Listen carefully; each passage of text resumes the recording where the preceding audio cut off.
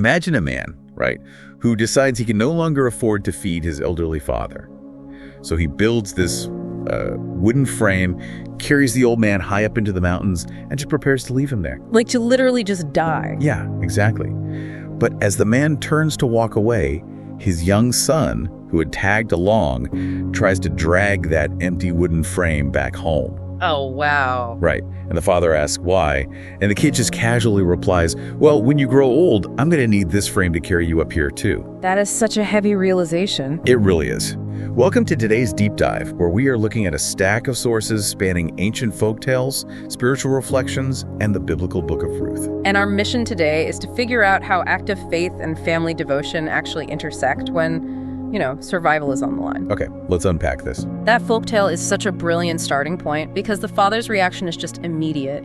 He realizes what he's doing, repents, turns around, and carries his dad back home. It's a complete gut punch. It's like a generational mirror. The respect you model is exactly the standard you're handing down to your kids. You're showing them how to treat you. What's fascinating here is that variations of this exact folktale pop up in cultures all over the world. Really?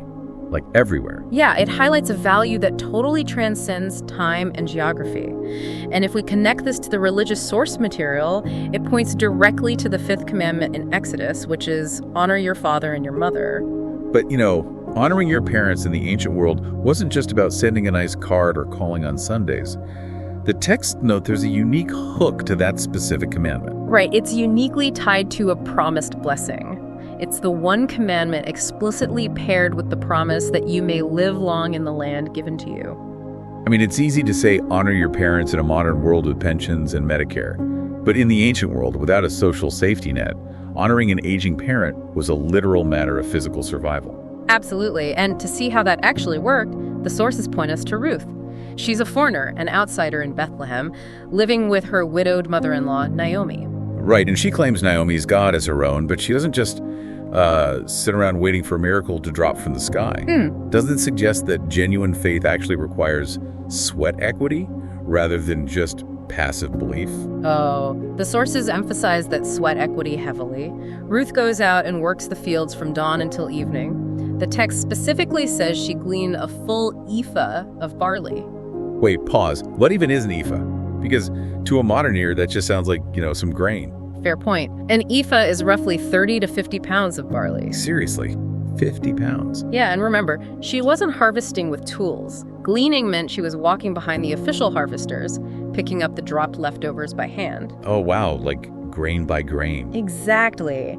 And after hauling that massive weight, she brings her leftover food directly back to her mother-in-law. So she was literally keeping them from starving.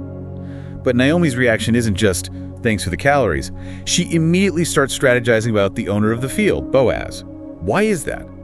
Was the field actually that dangerous for a foreign woman? Incredibly dangerous. Ancient Israel had a welfare system built into their agricultural laws. Farmers had to leave the edges of their fields unharvested for the poor to glean. Okay, that makes sense.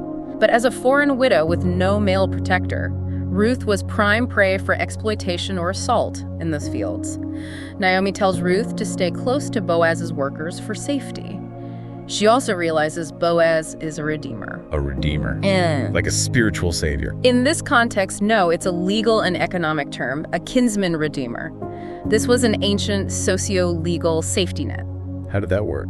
Well, a close relative could rescue widowed or impoverished family members from starvation or slavery by marrying the widow and buying back their lost land. I see. So Ruth's back-breaking practical love is what put her in Boaz's line of sight, navigating a highly dangerous landscape and leading directly to their ultimate protection. Yeah, exactly. So what does this all mean? The sources note that Parents' Day is approaching for you, the listener, which makes it the perfect time to look in the mirror.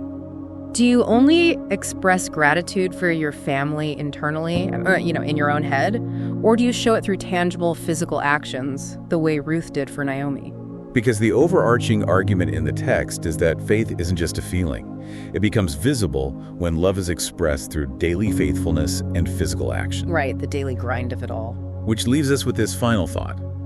If a stranger were to observe only your ordinary daily routines, who or what would they conclude you are truly devoted to? What kind of wooden frame are you building for your future?